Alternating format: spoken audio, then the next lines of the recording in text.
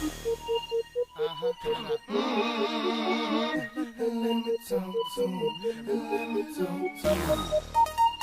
it rain. Come on. Alors, contre du druide, bon, ça doit être soit du druide double combo, soit du druide un peu cancer. Ça sert à rien de garder du clean de zone.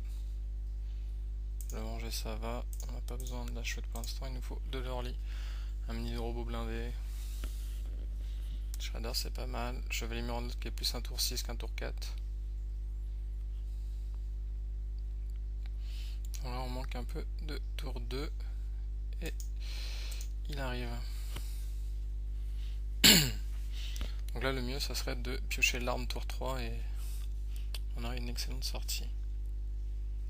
Ok, croissance. C'est pas bon pour nous.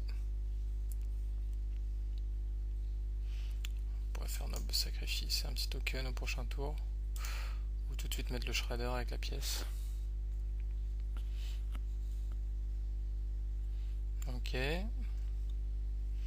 Donc si le venger proc, est-ce qu'on joue la courbe ou pas? Soit tour 4 on pourra jouer que ça. Après c'est le tour de son balayage. Après s'il joue balayage il ne jouera que ça. On aura toujours la 2-2 qui sera boostée.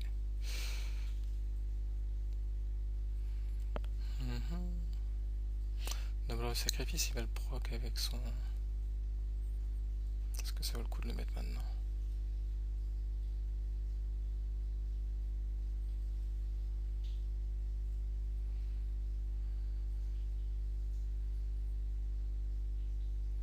Ça servira pour plus tard. Quand on le met maintenant, on a une courbe correcte. Après, arrivé au tour 6, on n'a pas... Alors, on n'a pas de Tyrion dans ce deck. On a enlevé les deux petites gardiennes du secret, les 1-2. Pour mettre un chevalier Murloc et remettre l'arme qui donne le bouclier divin. Donc le balayage face et le trade et là notre venger qui proc. Et ce qui est bon, c'est qu'on a le noble sacrifice qui va proc également s'il veut trade.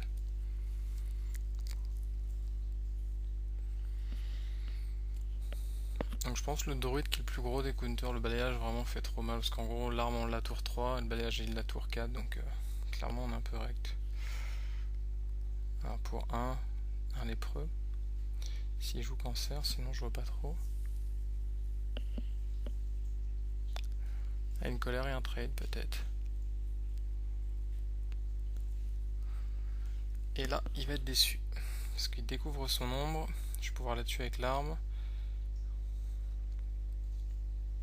On va le BM un petit peu quand même. Et là il est un peu déçu parce que nous on prend 3 et lui il prend très cher. Et on a l'adversaire mystérieux qui arrive. C'est parfait. Là on a une bonne sortie. Quand on a une sortie comme ça avec un paladin, c'est plutôt sympatoche. Donc la tour 6, est-ce qu'il a envie de craquer un bout de la combo pour trade? Je pense pas. On prendra le crash vase. D'accord. Donc une ombre, un tour un peu mort. Mettre un coup face. On va avoir à peu près 3 créatures. Ok, on n'aura pas l'esprit combatif. Hop, on va bourrer sagement. Alors le druide n'a pas de gros clean de zone à part le balayage pour les petits tokens 1-1, mais sinon là, pour passer à moins de lâcher une combo, tour 9, là s'il sort juste les petits tréants de 2, bah, il passe même pas le crash vase. Et voilà, une victoire facile sur une bonne sortie.